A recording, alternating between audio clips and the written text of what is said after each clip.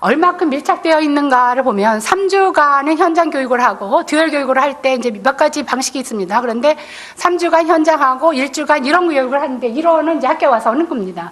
근데 바로 지난 3주 동안에 했던 것 중에 관련되는 이론 부분을 학교에서 확인하고 다시 돌아가기 때문에 이론과 실천이 바로바로 연계돼서 학생들의 이해 수준을 굉장히 높여주는, 그래서 요거는 하나하나 자동차의 부분별로 설명이 되고 정말로 이해했는지에 대해서 각자의 컴퓨터 앞에서 자기가 이해했는지 또 평가, 여기서 또 퀴즈가 나오더라고요. 그래서 그걸 확인하고 이렇게 진행을 하는 것을 볼 수가 있었습니다. 근데 사실은 저것도 굉장히 인상적이었지만, 그리고 그 BMW사에 있는 그 이원화된 교육에도 학교장이 따로 있습니다. 근데 그 학교장이 BMW사 경험을 가지고 있는 분이면서 교직 과목을 다 이수한, 그래서 교원으로서의 교장 자격을 가지고 있는 분이 별도의 학교장으로 진행을 하고 있는, 그러니까 그냥 우리가 형식적으로 현장으로 갖고 학교에 왔으니까 듀얼이 됐다가 아니라 내용적으로 이원화가 되고 있다라는 것을 볼 수가 있었고요. 그런데 이제 저는 개인적으로 더 인상 깊었던 것이 직업학교 교장 선생님이 하는 말이었는데, 자기 학교에 있는 학생들이 300여 개의 그 기업과 관련해가지고 직업교육을 받고 있다. 거기에 관련된 전문교과를 마련하는 것도 자기가 해야 하는 중요한 역할이지만, 이 학생들이 자동차 전문 기술을 지금 배웠다고 해서 반드시 자동차에 관련된 직업을 가지라는 보장은 없다. 가질 수도 있고 다른 직업을 가질 수도 있고, 그 다음에 변화하는 직업 속에서 계속적으로 직업은 변화해 나갈 겁니다.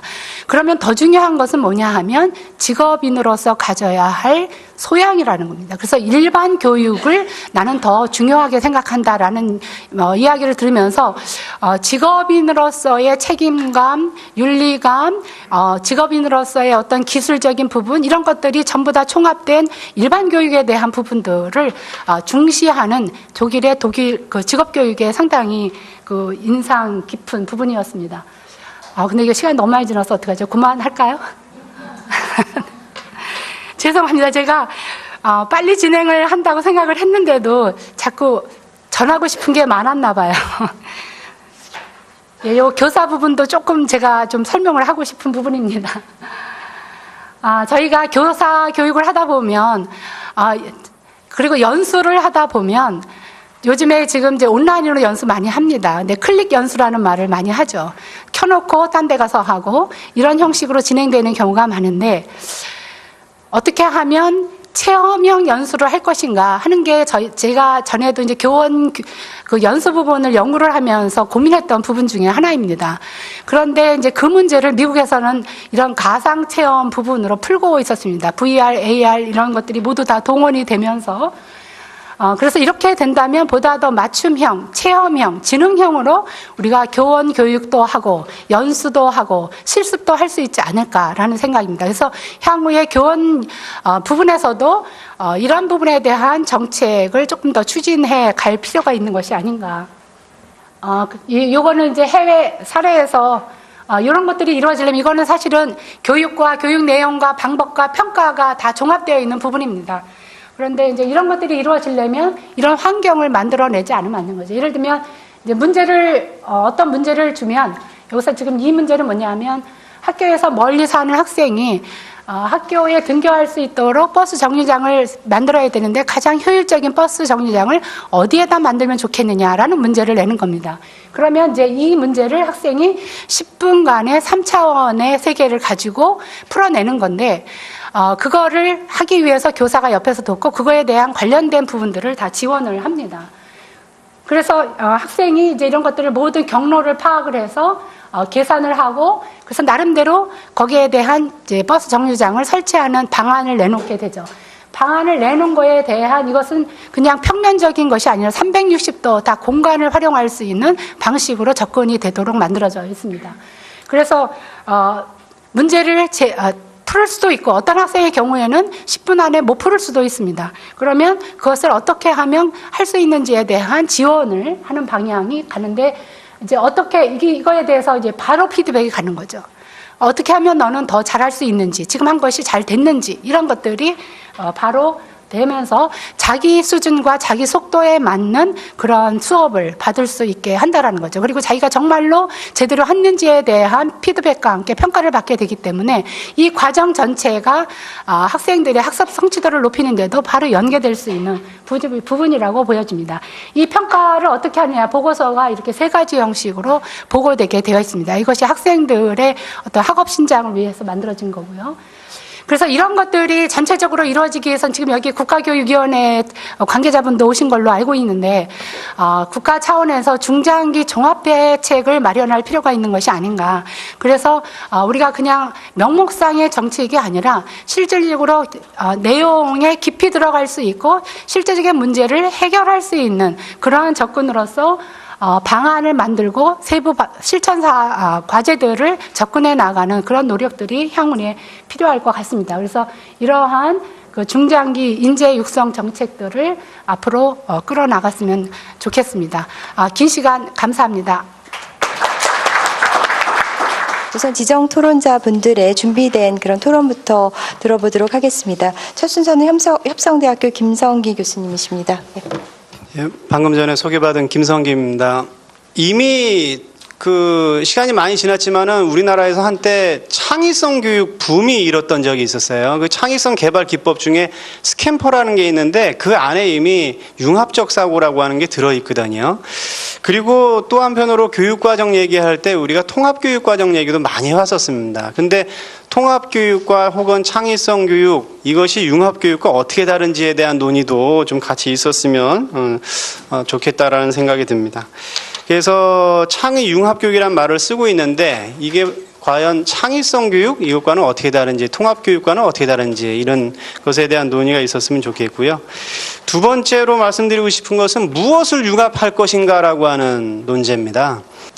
3가지 이제 유의할 점에 대해서 제 소견을 적어놨는데요. 첫 번째로는 이 교육 관련 데이터를 활용을 해서 예를 들면 빅데이터 이런 걸 활용을 해가지고 교육계에 적용한다라고 했을 때 좀 신중할 필요가 있겠다. 왜냐하면은 다른 정보하고 다르게요. 이 교육 관련 정보는 민감 정보 그리고 대규모 정보라고 하는 속성을 가지고 있어요.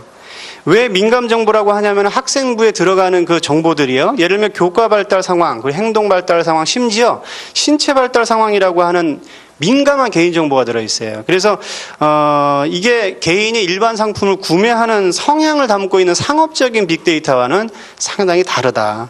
그리고 대규모 정보라는 게 어떤 의미인가 하면요. 제도적으로 모든 국민이 의무교육제도에 의해서 모든 국민이 사실상 중학교까지 9년제 의무교육을 받도록 돼 있어요. 그러니까는 교육 관련 데이터는 전국적 규모라고 하는 것 이상으로 전 국민적 데이터를 담고 있다. 그래서 이게 자칫 유출될 경우는 상당히 심각한 문제가 발생할 수 있다는 거죠.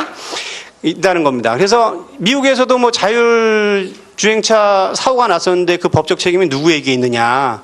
사고를 낸 거는 자율주행차잖아요. 근데 자율주행차한테 당신은 변호인을 선임할 권리가 있고 이렇게 할 수 없는 거거든요. 그래서 이 법적 책임이 누구에게 있느냐 이런 부분에 대해서도 논의가 필요한 게 아닌가 생각이 됩니다. 그리고 두 번째로는 자칫 이 지능 정보를 활용하는 것이 교원의 고유한 교육 활동권을 침해할 가능성도 있지 않은가. 그래서 너무 지나치게 인공지능 시스템에 의존해서 교육적 판단을 하는 것은 교육적으로 바람직하지 않을 수도 있다. 그래서 최종적 판단은 누가 할 것인가에 대한 고민도 좀 있어야 될 거라 생각이 들고요. 마지막으로 정보 입력을 해야 빅데이터도 활용을 할 수가 있는 거거든요. 근데 그 부담이 고스란히 교원의 몫으로 온다면은 교원들이 가뜩이나 지금 힘겨운 상황에서 여러 가지 잡무를 시달리고 있는데 이러한 막중한 업무까지 부담을 안게 된다면은 교육 활동 자체가 왜곡될 수도 있지 않겠느냐. 그래서 이러한 과학기술을 활용한 효율적 교육 관리도 중요하지만 학생들에 대한 이 고유한 교육적 진심을 담은 활동, 교원의 활동 그런 것들을 좀 다시 한번 되돌아볼 필요가 있겠다라는 말씀 드리면서 마치겠습니다. 고맙습니다. 고산시 창의육성재단 조기봉입니다. 10월인가 싱가포르에 있는 학교를 좀 몇 군데 돌아본 적이 있었는데, 이제 메이커 교육이라는 게 사실은 뭐 만드는 게 목적이 아니고 그 만드는 과정 속에서 학생들의 창의성을 기르는 것이잖아요. 그래서 거기는 기본적으로 D&T 교육을 하더라고요. 디자인 앤 테크놀로지. 그래서 학생들이 어떤 물건을 만들 때, 예를 들어서 이 물병을 만들면 우리는 지금 3D 하면은 그냥 만들어진 이 모형에 그냥 만들어 보잖아요. 근데 거기에는 가보니 학생들이 이 물병을 또 이런 식으로 원기둥으로 만들지 않고 자기가 뭐 세모로 만들 수도 있고 뭐 네모로 만들 수도 있고 이미 디자인을 그렇게 시작하는 거예요. 그러면서 이제 창의성을 개발을 하도록 돼 있고 그런 D&T의 그 포트폴리오를 한 학생이 졸업할 때까지 한 강좌를 듣는데 스케치북으로 제가 볼 때는 70 내지 80페이지 정도가 되는데요. 요것이 대학 갈 때 성적, 과목 성적으로 반영이 된다고 하더라고요. 그러니까 그 과정을 이제 평가를 하는 거죠. 근데 그 과정 평가가 이제 우리가 소위 말하는 그 공정성, 객관성이 있나 없냐를 따지는데 거기는 아주 엄격히 평가를 하기 때문에 학부모들이 거기에 대해서 뭐 이의제기가 전혀 없답니다. 그래서 이런 학교를 제가 여러 번 봤는데 일단 그 메이커라는 것이 사실 만드는 데 집중하고 하는 것이 아니고 학생들이 기본적으로 처음부터 이렇게 창의성을 발휘할 수 있는 어떤 그런 교육 과정을 먼저 실행을 해야 되지 않을까 그런 생각이 듭니다. 그다음에 교육 방법 및 평가에서 제가 이제 좀 관심을 좀 많이 가지고 야 이런 것이다라고 생각한 것이 교육 그 평가 방법이거든요. 근데 학교에서 평가 방법이 왜 중요하냐면 평가 방법에 따라서 학생들의 학습 방법이 바뀌기 때문에 그렇습니다. 그러니까 지금은 다 오지선다형의 시험이 대부분이기 때문에 학생들이 구태여 뭐 생각을 하려고 하지 않죠. 5개 중 하나 찍으면 되니까요. 근데 이제 평가 방법을 이제 논술형이나 서술형으로 바꾸면 학생들이 생각을 하게 되죠. 그 문제를 풀어야 되기 때문에.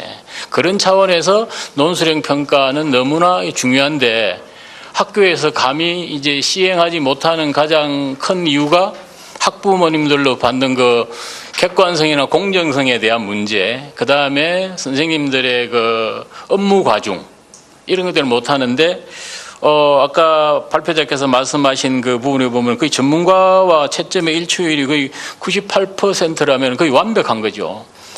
이런 그 인공지능을 이용한 논술 프로그램, 이런 것들이 도입이 된다면 우리나라 교육이 획기적으로 바뀌지 않을까. 그야말로 미래를 준비하는 미래 인재가 갖춰야 될 역량을 개발할 수 있는 방법이 되지 않을까 그런 생각을 하거든요. 그래서 이게 참 시급하고 중요하다는 생각을 했고요. 그 다음에 이것과 또 연관 지을 수 있는 것이 이제 수능이잖아요. 우리나라 수능은 저는 작년에 그 지진이 나고 뭐 수능 일주일 연기하고 하는 것을 보면서 과연 21세기에 대한민국이 이래서 되나 그런 생각을 했거든요. 온라인으로 시험을 볼 수 있으면 수시로 시험을 보게 하면 괜찮다는 것이죠. 그러니까 예를 들어서 이제 고등학생들을 대상으로 하면 뭐 고3 때 누구나 다 언제든지 볼 수 있게 하든지 아니면은 고2 때부터 볼 수 있도록 상설 시험장을 개설을 하는 것입니다. 그러면서 영역별로 시험을 보면 그 학생들은 사실은 내가 국어를 아주 잘하고 영어를 잘하는데 시험을 고3 말에 보니까 3년 내내 그 잘하는 것임에도 불구하고 그것에 대한 문제풀이를 한다고 시험을 다 보내거든요. 이런 학생들한테 미리 시험 볼 기회를 주면 걔네들은 그 시험에 통과, 패스학점을 주고 나머지 시간은 뭐 이제 학교에 이제 내신 공부와 함께 이제 여기서 중요하게 생각하는 진로 직업 교육을 실제로 할 수 있는 시간을 주는 것이죠. 그게 사실은 외국에서는 하고 있는 과정이지 않습니까? 그렇죠. 그래서 그런 것들도 이런 그 인공지능 기술을 잘 사용하면 객관식 같은 그 문제들은 상설 시험장을 시도별로 설치해서 수시로 볼 수 있도록 하는 대안도 생각해 볼 수 있다. 그런 생각을 하고요. 그 다음에 또 생각해 본 것이 저는 독서 프로그램에 대해서 굉장히 아주 흥미있게 봤거든요. 실제로 우리나라는 독서 교육을 교과 과정에, 정규 교과 과정에 넣어서 아마 하는 데는, 그러니까 독서라는 과목은 있지만 우리가 생각하는 독서를 진정한 의미에서 독서를 하는 그런 교과 과정은 우리나라에는 없거든요. 근데 실제로 뭐 사회가 변하더라도 독서보다 중요한 그런 과목이 어디 있겠습니까? 그렇죠. 그 내용이. 그래서 이런 독서를 하는데도 현장 교사들은 그게 또 다른 또 업무로 다가오니까 실제로 이제 못하는 경우가 많거든요. 그래서 이런 독서 프로그램을 이제 한국어로 번역돼서 할 수 있다면 참 좋겠다. 그런 생각을 하고 이런 것들에 대해서 이 교육부에서 좀 관심을 가져야 되지 않겠나. 이런 것들을 한글로 바꾸는 프로그램을 만들어서 전국 학교에다가 보급하면 얼마나 좋을까 그런 생각을 해봤습니다. 그리고 이제 거기에 이제 진로 직업 교육이 있는데요. 사실 우리 학생들이 공부하는 궁극적인 목적은 진로와 직업 선택입니다. 그렇죠. 그것 때문에 공부를 하는 것이지 않습니까? 그런데 지금 우리의 진로 직업 교육이 제대로 되고 있는지를 생각하면은 모자라는 미진한 부분이 너무 많다. 특히 인문계 고등학교도 이제 사실은 진로 직업 교육을 해야 되거든요. 근데 실제로 되지 않고 있습니다. 그 대부분이 이제 특성화고를 중심으로 하지만 특성화고도 아까 발표자께서 말씀하신 것처럼 실제로 현장과 연계되는 이런 진로 교육이 거의 뭐 안 되고 있죠. 그래서 이런 점에서 지금 이제 교육부에서 실시한다고 이제 발표한 그 고교 학점제를 이용해서 학생들이 실제 현장에서 어떤 그 과정을 이수하면 일정한 기준을 정해서 그걸 학점으로 인정해 줘야 된다. 고 이제 생각을 하거든요. 예를 들어서 저희 이제 오산에서는 인문계 고등학교를 대상으로 하는 직업 교육 중에 얼리버드라는 게 있습니다. 토요일마다 원하는 인문계 고등학교 학생들을 이제 선발해서 대학과 연계해 가지고 실제 현장에서 직업 체험을 하게 하거든요. 그런데 뭐 인문계 학생이다가 보니까 그게 이제 자기 뭐 이렇게 수업과 직접 연관이 안 되고 학점과도 연관이 안 되기 때문에 처음에 열심히 하다가 나중에는 좀 이렇게 빠지는 학생들이 점점 많이 생기거든요. 저는 그걸 보면서 이 고교 학점제는 인문계 학교에서 어떤 그 과목을 설강하는 것보다 인문계 학생들의 직업 교육과 특성화고의 직업 교육에 더 좀 치중하는 것이 바람직하지 않을까. 그러니까 이런 실제적인 진로 교육, 현장 체험 교육이 되면 좋지 않을까 그런 생각을 했습니다. 나머지는 그 원고를 참고해 주시면 감사하겠습니다. 이상입니다. 인간 개개인마다 다른 지능에 초점을 맞추고 인간 개개인에게 맞는 어떤 사고할 수 있는 능력, 지능 개발에 대해 초점을 맞춰야 된다. 소위 우리가 여태까지 얘기했던 개별화 맞춤화라는 것이 이제 비로소 더 중요해지는 것이 아닌가라는 생각을 해봤고, 그렇다면 인간의 사고 체계라는 게 뭐 기억하고 이해하고 뭐 적용하고 성찰하고 평가하고 해서 최종적으로 메이킹하고 플래닝하고 크리에이팅하는 것일 텐데, 결국은 로봇이 계속 치고 올라오면 인간에게 가장 중요한 고차원적인 어떤 창의력이라고 하는 부분 역시 우리가 여태까지 얘기 안 해온 건 아니지만 앞으로 더 중요해지겠구나라는 생각을 좀 해봤고요.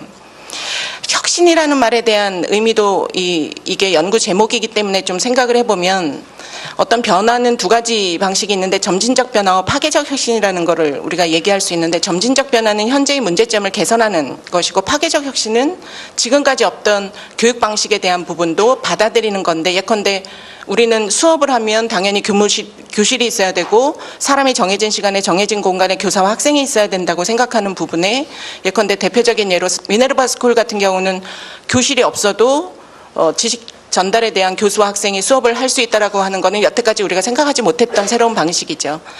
이 연구에서 한 9가지, 마지막 종합계획 수립을 뺀 8가지는 다분히 현재의 교육 문제를 ICT 지능정보기술을 활용해서 개선해보자라는 측면에 초점이 맞춰져 있고, 연구의 방향도 그러하고 목적도 그러하니 대부분은 뭐 약간의 보완점이나 이런 것들은 앞서서 다 말씀해 주셨는데, 저는 한 가지, 우리가 이제 창의력을 얘기하고 뭔가 새로운 메이킹을 얘기할 때 간과해서는 안 되는 부분이, 아이들이 기초 체력이 있어야 하는 것처럼 기초 학력이 튼튼하게 밑받침해줘야 거기서 새로운 발상이 나오고 새로운 적용 능력이 생기고 또 새로운 창의력이 나오는 건데, 소위 말하는 기초 학력에 대한 부분에 대한 마치 조금 더 아까 온라인 평가에 대한 다른 생각을 좀 말씀드리면, 물론 현재의 지필평가가 4지선다, 5지선다로 해서 저차원의 사고력을 하기 때문에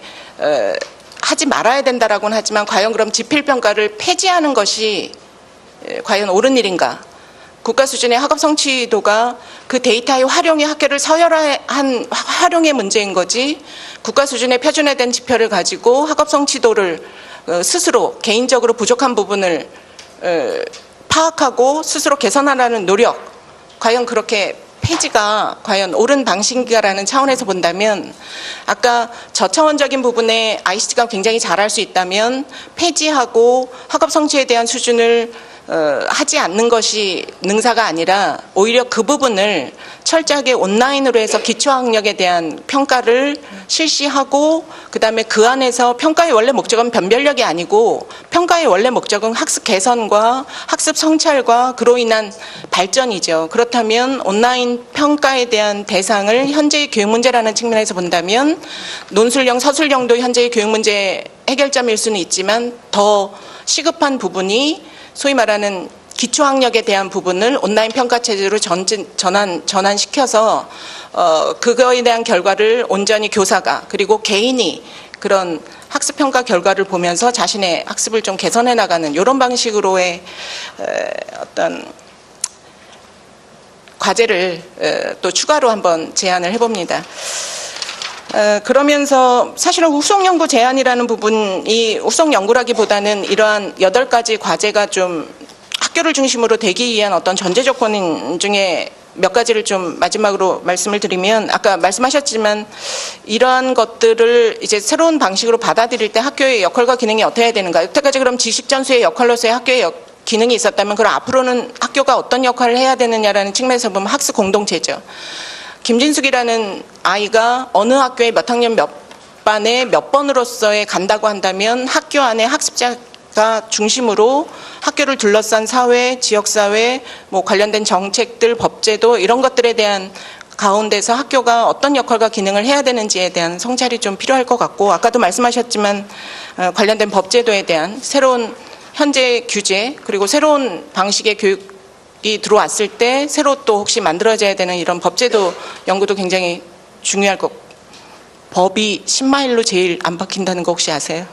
엘빈 토플러가 뭐 민간이 한 100마일로 변화하면 뭐 법은 한 10마일 정도로 안 변한다고 하니까 그럼에도 불구하고 법과 제도가 기반이 된 변화가 안정성을 지속 가능성을 가져오기 때문에 법제도에 관련한 연구도 좀 필요할 것 같고 그리고 지금 대부분이 제안된 과제의 그 트렌드 분석을 보면 공공이 개발한 게 아닙니다. 공공이 개발한 컨텐츠가 아니고 공공이 개발한 서비스가 아니에요. 사실은 무크라고 하는 부분도 이제 어떤 정책의 시드머니라는 마중물이라는 차원에서 지금 국가가 했지만 사실은 민간과의 협력을 전제로 하는데 이거는 전략이나 방향 차원이 아니라 그럼 학교가 그런 민간이나 컨텐츠 서비스를 할 수 있는 예산 구조를 갖고 있는가 전체 정부와 예산이 학교 전체 예산의 0.03%입니다.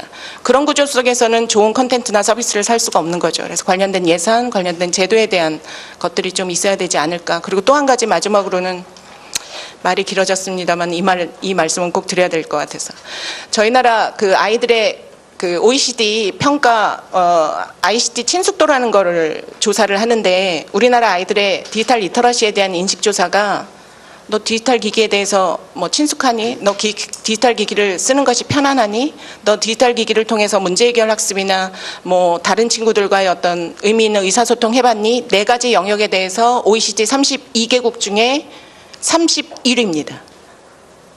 4가지 항목 중에 어느 거는 32위, 어느 거는 31위. 그러니까 꼴찌와 꼴찌 전을 드나드는 거죠. 기술 활용에 대해서 아이들이 이렇게 인식했다는 소리는 이건 철저하게 어른들의 잘못입니다. 스마트폰만 들었다 하면 범인이 아니고 범죄자 취급. 그러니까 막 너 게임, 채팅 이런 사회 문화 인식 속에서 4차 산업혁명을 얘기하고 지능정보기술을 통한 어떤 새로운 서비스 산업에 대한 기회를 얘기해 준다는 거는 말이 안 되는 게 아닌가. 그래서 과연 이러한 인식이 유독 우리나라에서 많이 되는 영향 요인에 대한 연구가 꼭 이루어졌으면 좋겠다는 말씀, 제 이야기를 그치겠습니다. 소개받은 교육부 미래교육기획과 유지완 과장입니다. 저한테 할당된 조금의 시간에 제가 이제 설명을 드리고 싶은 건 오늘 발표하신 내용들 관련해서 교육부가 하고 있는 내용들을 조금 소개를 해드릴까 합니다. 그래서 관련해서 이야기를 할 때 제가 빠뜨릴 수 없는 거는 2015 개정 교육과정을 말씀드려야 될 것 같습니다. 그래서 2015 개정 교육과정이 어떤 의미가 있냐면요. 아까 이제 우리 장강희 소장님께서 발표하실 때 교육과정이 너무 이제 전면적으로 개정하고 해서 등등등 이제 너무 오래 걸린다라는 이제 단점을 지적을 하셨긴 했는데 저희가 이제 교육 현장을 바꾸려면 현재 체제는 교육과정을 바꾸고 그에 따라서 교과서가 나오고 그 교과서가 학교 현장에 도입이 되고 이렇게 진행이 되면서 학교 현장에서 이제 변화가 생기는 겁니다. 그래서 제가 2015년 9월 달에 2015 개정 교육과정이라고 해서 교육과정을 개정을 했는데 이전 교육과정과 가장 큰 차이는 처음으로 핵심 역량이라고 하는 것을 도입을 했습니다. 그 이전까지 교육과정은 어떤 과목에서 어떤 내용을 가르칠 것인가 하는 어떻게 보면 컨텐츠 중심으로 교육과정을 바라봤다면 2015 개정 교육과정서부터는 이제 더 이상 그런 컨텐츠가 중요하지 않고 앞으로 다가올 미래 사회에 우리 학생들이 살아나갈 수 있는 진짜 중요한 역량을 어떤 역량을 키워줘야 되는지를 고민을 하자라고 해서 핵심 역량이라는 걸 도입을 했습니다. 그래서 그때 2015년 9월 달에 그 2015 개정 교육과정을 확정을 할 때 제시했던 그 미래사회 핵심 역량은 6가지입니다. 그래서 그대로 읽어드리면 자기관리 역량, 지식정보 처리 역량, 창의적 사고 역량, 심리적 감성 역량, 의사소통 역량, 공동체 역량 이렇게 6개입니다. 근데 이제 그 뒤에 4차 산업혁명이라고 하는 게 이제 본격적으로 전 세계적으로 논의되기 시작한 거는 그 뒤에인 2016년 1월 달에 다보스 포럼, 세계경제 포럼에서 클라우스 슈밥 회장이 4차 산업혁명이라는 걸 정의 다시 하면서 미래사회의 핵심 역량을 거기서 또 얘기를 합니다. 근데 그때 제시됐던 역량이 저희 2015년 9월 달에 2015 개정 교육과정에 반영했던 핵심 역량과 크게 차이가 없습니다. 그 클라우스 슈밥 회장이 이야기했던 핵심 역량이 문제 해결 능력, 비판적 사고력, 창의력, 협업 능력, 사람 관리 역량 이렇게 5가지 핵심 역량을 제시했거든요. 그래서 이 교육부 하는 거 보시면 참 답답하고 짜증나시고 할 텐데요. 교육부도 이렇게 이제 고민 많이 하고 앞으로 어떻게 학생들을 가르쳐야 될지를 이제 차근차근 좀 준비는 하고 있습니다. 그래서 그런 점 조금 이해해 주시면 좋겠고, 그래서 그 2015 개정 교육과정이 2015년도에 개정이 되면 이에 따라 2016년도에 관련 교과서들을 개발을 해서 2017년도부터 이제 학년별로 단계적으로 적용을 합니다. 그래서 2017년도에는 초등학교 1, 2학년만 적용을 했고요. 올해는 초등학교 1학년에서 4학년까지 중학교 1학년, 고 1학년 이렇게가 이제 바뀐 교육과정이 적용이 되고 있습니다. 그리고 이제 단계적으로 적용해서 2020년에 전 학년이 2015 개정 교육과정이 적용되는 거고요. 그래서 이 2015 개정 교육과정에 따라서 지금 도입되고 있는 게 이제 많이들 들어보신 소프트웨어 교육이 이제 도입이 됐습니다.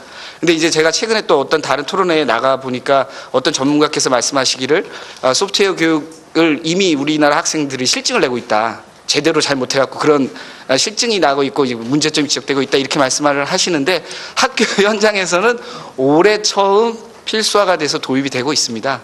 그래서 그런 말씀을 이제 워낙 그 전에 한 2년 전에 소프트웨어 교육이 이야기가 될 때 발빠르게 사교육 업체들이 이제 그 관련 그 학원들이 이제 발빠르게 대응하면서 관련 사교육이 진행되면서 거기서 따른 문제점들이 이제 여러 가지 논의가 되고 있는 거고요. 학교 현장은 올해부터 해서 올해 처음으로 중학교 정보 과목에 이 소프트웨어 교육이 반영이 되고 있고요. 그다음에 이제 초등학교는 내년도부터 5, 6학년 실과 과목에 이 내용이 반영이 되어 있습니다. 그래서 소프트웨어 교육을 또 코딩 교육하고 이제 거의 동일하게 쓰시는데 이제 현재 교육과정에 들어가 있는 소프트웨어 교육은 전체적인 소프트웨어 이해와 소프트웨어를 만들기 위한 종합적인 문제 해결 능력, 종합적인 사고 능력 이런 거를 종합적으로 가르치면서 그 중간에 이제 코딩 교육도 실습을 하도록 하는 형태로 지금 교육과정은 구성되어 있습니다. 그리고 또 이제 관련해서 지금 2015 개정 교육과정에 새로 반영이 된 것 중에 하나는 오늘도 여러분들이 말씀하신 스팀 교육이 이제 융합교육의 대표적인 이제 사례로 말씀들을 하시는데 아까 이제 김성기 교수님께서 어떤 걸 융합하느냐 말씀하셨는데 교육부가 보고 있는 이제 융합교육에서 추구하고 하는 바는 여태까지 이 교과서에서 배운 지식들이 그냥 죽어있는 지식이 아니라 학교 현장이 아니고 실생활에서 만나는 다양한 정말 현실적인 문제들을 해결할 수 있는데 사용할 수도 있는 그런 종합적인 지식이고 그 지식을 바탕으로 문제를 해결해 보는 것을 융합하도록 하는 그런 개념의 융합 능력이고요. 그래서 이제 융합 교육이 2012년도부터 학교에서 연구 선도학교라는 이름으로 이제 몇 개 학교에서 중심으로 진행이 되다가 올해부터는 이제 초등 과학 교과서에 요 융합 교육을 할 수 있는 형태로 이제 문제들이 좀 제시가 되고 있습니다. 그래서 예를 들어서 과학 과목의 한 단원이 끝나면 생각해 볼 문제라는 형태로 해서 배운 과학 과목 이번에 배운 과학 지식과 관련돼서 학생들이 실생활에 부딪히는 문제를 주면서 이걸 어떻게 해결해 볼지를 생각해 보게끔 이런 식으로 다 교과서가 구성이 돼 있거든요. 그래서 그런 교과서들이 이제 올해 적용되고 또 내년에 또 적용이 될 예정입니다. 그래서 오늘 그리고 또 메이커 교육도 말씀 많이 하셨는데 이제 그 스팀 교육이 어떻게 보면 이제 메이커 교육이 그 만드는 것 자체보다는 만들기 위해서 문제를 해결해 보고 종합적으로 사고하는 능력이 중요하다면 이제 스팀 교육이 요거랑 맥락을 좀 같이 할 수 있다는 생각이 들고요. 그리고 장관희 소장님께서 제안하신 그 한국형 첨단 맞춤 학습 생태계 지원 체계 개발 관련해서는 교육부도 우리 학생들의 학습 활동 데이터를 수집 분석해서 그 각각 개개인에게 필요한 장단점을 분석하고 앞으로 공부할 수 있는 방향을 제시할 수 있는 그런 지능형 학습 분석 플랫폼을 이제 만들기 위해서 올해부터 연구를 시작을 했습니다. 그래서 우리 교육부 목표는 한 20년 이후에 실질적으로 개발을 해서 적용을 하는 걸로 지금 진행을 하고 있고요. 그리고 또 오늘 그 평가 관련해서 인공지능을 활용한 논술 채점 프로그램 이런 것도 많이들 말씀하셨는데 현재 수준은 솔직히 학업 성취도 평가에서 단순히 이제 국어 단순한 주관식 채점에 이제 컴퓨터를 활용하는 수준입니다만 수준이고 수능에 활용할 수 있을 정도로 인공지능을 활용한 채점 프로그램 관련해서는 이제 저희가 이제 올해부터 연구를 시작한 단계입니다. 그리고 교원 연수도 오늘 말씀 많이 하셨는데 한국형 나노 디그리라고 하는 건 이제 제가 담당하고 있는데 한국형 나노 디그리는 이제 올해 처음 만들어서 이제 하반기부터 시작을 할 거고요. 그래서 교원 연수하고 연결하기는 아직 이제 좀 시기상조고 저희는 이제 K무크라고 이제 많이들 알고 계실 겁니다. 그래서 K무크에서 여러 가지 그 좋은 강좌들 중에 선생님들에게 필요한 내용을 연수 자료로 활용할 수 있도록 그 두 개를 연계하는 걸 올해 진행을 할 계획입니다. 그리고 저 소장님께서 제안하신 마지막 방향대로 중장기 교육 정책 방향이 필요하다고 말씀하셨는데 그 국가교육회의와 저희 교육부가 함께 협력해서 관련 내용 계속 진행할 예정입니다.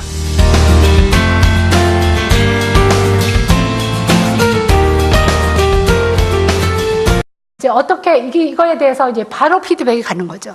어떻게 하면 너는 더 잘할 수 있는지, 지금 한 것이 잘 됐는지 이런 것들이 바로 되면서 자기 수준과 자기 속도에 맞는 그런 수업을 받을 수 있게 한다라는 거죠. 그리고 자기가 정말로 제대로 했는지에 대한 피드백과 함께 평가를 받게 되기 때문에 이 과정 전체가 학생들의 학습 성취도를 높이는 데도 바로 연계될 수 있는 부분이라고 보여집니다. 이 평가를 어떻게 하느냐, 보고서가 이렇게 3가지 형식으로 보고되게 되어 있습니다. 이것이 학생들의 어떤 학업 신장을 위해서 만들어진 거고요. 그래서 이런 것들이 전체적으로 이루어지기 위해서는 지금 여기 국가교육위원회 관계자분도 오신 걸로 알고 있는데 국가 차원에서 중장기 종합대책을 마련할 필요가 있는 것이 아닌가. 그래서 우리가 그냥 명목상의 정책이 아니라 실질적으로 내용에 깊이 들어갈 수 있고 실제적인 문제를 해결할 수 있는 그러한 접근으로서 방안을 만들고 세부 실천사 과제들을 접근해 나가는 그런 노력들이 향후에 필요할 것 같습니다. 그래서 이러한 그 중장기 인재 육성 정책들을 앞으로 끌어나갔으면 좋겠습니다. 긴 시간 감사합니다. 우선 지정 토론자 분들의 준비된 그런 토론부터 들어보도록 하겠습니다. 첫 순서는 협성대학교 김성기 교수님이십니다. 네. 예, 방금 전에 소개받은 김성기입니다. 이미 그 시간이 많이 지났지만은 우리나라에서 한때 창의성 교육 붐이 일었던 적이 있었어요. 그 창의성 개발 기법 중에 스캠퍼라는 게 있는데 그 안에 이미 융합적 사고라고 하는 게 들어있거든요. 그리고 또 한편으로 교육과정 얘기할 때 우리가 통합교육과정 얘기도 많이 했었습니다. 근데 통합교육과 혹은 창의성 교육, 이것이 융합교육과 어떻게 다른지에 대한 논의도 좀 같이 있었으면 좋겠다라는 생각이 듭니다. 그래서 창의 융합교육이라는 말을 쓰고 있는데 이게 과연 창의성 교육 이것과는 어떻게 다른지, 통합교육과는 어떻게 다른지 이런 것에 대한 논의가 있었으면 좋겠고요. 두 번째로 말씀드리고 싶은 것은 무엇을 융합할 것인가라고 하는 논제입니다. 세 가지 이제 유의할 점에 대해서 제 소견을 적어놨는데요. 첫 번째로는 이 교육 관련 데이터를 활용을 해서 예를 들면 빅데이터 사실은 뭐 만드는 게 목적이 아니고 그 만드는 과정 속에서 학생들의 창의성을 기르는 것이잖아요. 그래서 거기는 기본적으로 D&T 교육을 하더라고요. 디자인 앤 테크놀로지. 그래서 학생들이 어떤 물건을 만들 때 예를 들어서 이 물병을 만들면 우리는 지금 3D 하면은 그냥 만들어진 이 모형에 그냥 만들어 보잖아요. 근데 거기에는 가보니 학생들이 이 물병을 또 이런 식으로 원기둥으로 만들지 않고 자기가 뭐 세모로 만들 수도 있고 뭐 네모로 만들 수도 있고 이미 디자인을 그렇게 시작하는 거예요. 그러면서 이제 창의성을 개발을 하도록 돼 있고 그런 D&T의 그 포트폴리오를 한 학생이 졸업할 때까지 한 강좌를 듣는데 스케치북으로 제가 볼 때는 70 내지 80페이지 정도가 되는데요. 요것이 대학 갈 때 성적, 과목 성적으로 반영이 된다고 하더라고요. 그러니까 그 과정을 이제 평가를 하는 거죠. 근데 그 과정 평가가 이제 우리가 소위 말하는 그 공정성, 객관성이 있나 없냐를 따지는데 거기는 아주 엄격히 평가를 하기 때문에 학부모들이 거기에 대해서 뭐 이의 제기가 전혀 없답니다. 그래서 이런 학교를 제가 여러 분 봤는데 일단 그 메이커라는 것이 사실 만드는 데 집중하고 하는 것이 아니고 학생들이 기본적으로 처음부터 이렇게 창의성을 발휘할 수 있는 어떤 그런 교육 과정을 먼저 실행을 해야 되지 않을까 그런 생각이 듭니다. 그다음에 교육 방법 및 평가에서 제가 이제 좀 관심을 좀 많이 가지고 야 이런 것이다라고 생각한 것이 교육 그 평가 방법이거든요. 근데 학교에서 평가 방법이 왜 중요하냐면 평가 방법에 따라서 학생들의 학습 방법이 바뀌기 때문에 그렇습니다. 그러니까 지금은 다 오지선다형의 시험이 대부분이기 때문에 학생들이 구태여 뭐 생각을 하려고 하지 않죠. 5개 중 하나 찍으면 되니까요. 근데 이제 평가 방법을 이제 논술형이나 서술형으로 바꾸면 학생들이 생각을 하게 되죠. 그 문제를 풀어야 되기 때문에. 그런 차원에서 논술형 평가는 너무나 중요한데 학교에서 감히 이제 시행하지 못하는 가장 큰 이유가 학부모님들. 죄송합니다. 제가 빨리 진행을 한다고 생각을 했는데도 자꾸 전하고 싶은 게 많았나 봐요. 이 교사 부분도 조금 제가 좀 설명을 하고 싶은 부분입니다. 저희가 교사 교육을 하다 보면 그리고 연수를 하다 보면 요즘에 지금 이제 온라인으로 연수 많이 합니다. 근데 클릭 연수라는 말을 많이 하죠. 켜놓고 딴 데 가서 하고 이런 형식으로 진행되는 경우가 많은데 어떻게 하면 체험형 연수를 할 것인가 하는 게 제가 전에도 이제 교원 그 연수 부분을 연구를 하면서 고민했던 부분 중에 하나입니다. 그런데 이제 그 문제를 미국에서는 이런 가상 체험 부분으로 풀고 있었습니다. VR, AR 이런 것들이 모두 다 동원이 되면서 그래서 이렇게 된다면 보다 더 맞춤형, 체험형, 지능형으로 우리가 교원 교육도 하고 연수도 하고 실습도 할 수 있지 않을까라는 생각입니다. 그래서 향후에 교원 부분에서도 이런 부분에 대한 정책을 조금 더 추진해 갈 필요가 있는 것이 아닌가. 요거는 이제 해외 사례에서 이런 것들이 이루어지려면 이거는 사실은 교육과 교육 내용과 방법과 평가가 다 종합되어 있는 부분입니다. 그런데 이제 이런 것들이 이루어지려면 이런 환경을 만들어내지 않으면 안 되는 거죠. 예를 들면 이제 어떤 문제를 주면 여기서 지금 이 문제는 뭐냐면 학교에서 멀리 사는 학생이 학교에 등교할 수 있도록 버스 정류장을 만들어야 되는데 가장 효율적인 버스 정류장을 어디에다 만들면 좋겠느냐라는 문제를 내는 겁니다. 그러면 이제 이 문제를 학생이 10분간의 3차원의 세계를 가지고 풀어내는 건데 그거를 하기 위해서 교사가 옆에서 돕고 그거에 대한 관련된 부분들을 다 지원을 합니다. 그래서 학생이 이제 이런 것들을 모든 경로를 파악을 해서 계산을 하고 그래서 나름대로 거기에 대한 이제 버스 정류장을 설치하는 방안을 내놓게 되죠. 방안을 내놓은 거에 대한 이것은 그냥 평면적인 것이 아니라 360도 다 공간을 활용할 수 있는 방식으로 접근이 되도록 만들어져 있습니다. 그래서 문제를 풀을 수도 있고 어떤 학생의 경우에는 10분 안에 못 풀을 수도 있습니다. 그러면 그것을 어떻게 하면 할 수 있는지에 대한 지원을 하는 방향이 가는데 얼마큼 밀착되어 있는가를 보면 3주간은 현장 교육을 하고 듀얼 교육을 할 때 이제 몇 가지 방식이 있습니다. 그런데 3주간 현장하고 1주간 이론 교육을 하는데 이론은 이제 학교에 와서 하는 겁니다. 근데 바로 지난 3주 동안에 했던 것 중에 관련되는 이론 부분을 학교에서 확인하고 다시 돌아가기 때문에 이론과 실천이 바로바로 연계돼서 학생들의 이해 수준을 굉장히 높여주는. 그래서 요거는 하나하나 자동차의 부분별로 설명이 되고 정말로 이해했는지에 대해서 각자의 컴퓨터 앞에서 자기가 이해했는지 또 평가 여기서 또 퀴즈가 나오더라고요. 그래서 그걸 확인하고 이렇게 진행을 하는 것을 볼 수가 있었습니다. 근데 사실은 저것도 굉장히 인상적이었지만 그리고 그 BMW사에 있는 그 이원화된 교육에도 학교장이 따로 있습니다. 근데 그 학교장이 BMW사 경험을 가지고 있는 분이면서 교직 과목을 다 이수한 그래서 교원으로서의 교장 자격을 가지고 있는 분이 별도의 학교장으로 진행을 하고 있는 그러니까 그냥 우리가 형식적으로 현장으로 갖고 학교에 왔으니까 듀얼이 됐다가 아니라 내용적으로 이원화가 되고 있다라는 것을 볼 수가 있었고요.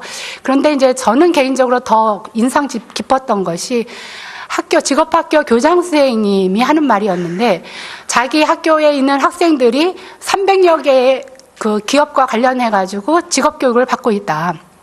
거기에 관련된 전문 교과를 마련하는 것도 자기가 해야 하는 중요한 역할이지만 이 학생들이 자동차 전문 기술을 지금 배웠다고 해서 반드시 자동차에 관련된 직업을 가지라는 보장은 없다. 가질 수도 있고 다른 직업을 가질 수도 있고 그다음에 변화하는 직업 속에서 계속적으로 직업은 변화해 나갈 겁니다. 그러면 더 중요한 것은 뭐냐 하면 직업인으로서 가져야 할 소양이라는 겁니다. 그래서 일반 교육을 나는 더 중요하게 생각한다라는 이야기를 들으면서 직업인으로서의 책임감, 윤리감, 직업인으로서의 어떤 기술적인 부분 이런 것들이 전부 다 총합된 일반 교육에 대한 부분들을 중시하는 독일 그 직업교육의 상당히 그 인상 깊은 부분이었습니다. 근데 이게 시간이 너무 많이 지나서 어떡하죠? 그만할까요? 데이터 이런 걸 활용을 해가지고 교육계에 적용한다라고 했을 때 좀 신중할 필요가 있겠다. 왜냐하면은 다른 정보하고 다르게요. 이 교육 관련 정보는 민감 정보 그리고 대규모 정보라고 하는 속성을 가지고 있어요. 왜 민감 정보라고 하냐면 학생부에 들어가는 그 정보들이요. 예를 들면 교과 발달 상황, 그리고 행동 발달 상황, 심지어 신체 발달 상황이라고 하는 민감한 개인 정보가 들어있어요. 그래서 이게 개인이 일반 상품을 구매하는 성향을 담고 있는 상업적인 빅데이터와는 상당히 다르다. 그리고 대규모 정보라는 게 어떤 의미인가 하면요. 제도적으로 모든 국민이 의무교육제도에 의해서 모든 국민이 사실상 중학교까지 9년제 의무교육을 받도록 돼 있어요. 그러니까는 교육 관련 데이터는 전국적 규모라고 하는 것 이상으로 전 국민적 데이터를 담고 있다. 그래서 이게 자칫 유출될 경우는 상당히 심각한 문제가 발생할 수 있다는 거죠. 있다는 겁니다. 그래서 미국에서도 뭐 자율주행차 사고가 났었는데 그 법적 책임이 누구에게 있느냐. 사고를 낸 거는 자율주행차잖아요. 근데 자율주행차한테 당신은 변호인을 선임할 권리가 있고 이렇게 할 수 없는 거거든요. 그래서 이 법적 책임이 누구에게 있느냐 이런 부분에 대해서도 논의가 필요한 게 아닌가 생각이 됩니다. 그리고 두 번째로는 자칫 이 지능 정보를 활용하는 것이 교원의 고유한 교육 활동권을 침해할 가능성도 있지 않은가. 그래서 너무 지나치게 인공지능 시스템에 의존해서 교육적 판단을 하는 것은 교육적으로 바람직하지 않을 수도 있다. 그래서 최종적 판단은 누가 할 것인가에 대한 고민도 좀 있어야 될 거라 생각이 들고요. 마지막으로 정보 입력을 해야 빅데이터도 활용을 할 수가 있는 거거든요. 근데 그 부담이 고스란히 교원의 몫으로 온다면은 교원들이 가뜩이나 지금 힘겨운 상황에서 여러 가지 잡무를 시달리고 있는데 이러한 막중한 업무까지 부담을 안게 된다면은 교육 활동 자체가 왜곡될 수도 있지 않겠느냐. 그래서 이러한 과학기술을 활용한 효율적 교육 관리도 중요하지만 학생들에 대한 이 고유한 교육적 진심을 담은 활동, 교원의 활동 그런 것들을 좀 다시 한번 되돌아볼 필요가 있겠다라는 말씀 드리면서 마치겠습니다. 고맙습니다. 고산시 창의육성재단 조기봉입니다. 10월인가 싱가포르에 있는 학교를 좀 몇 군데 돌아본 적이 있었는데, 그 이제 메이커 교육이라는 게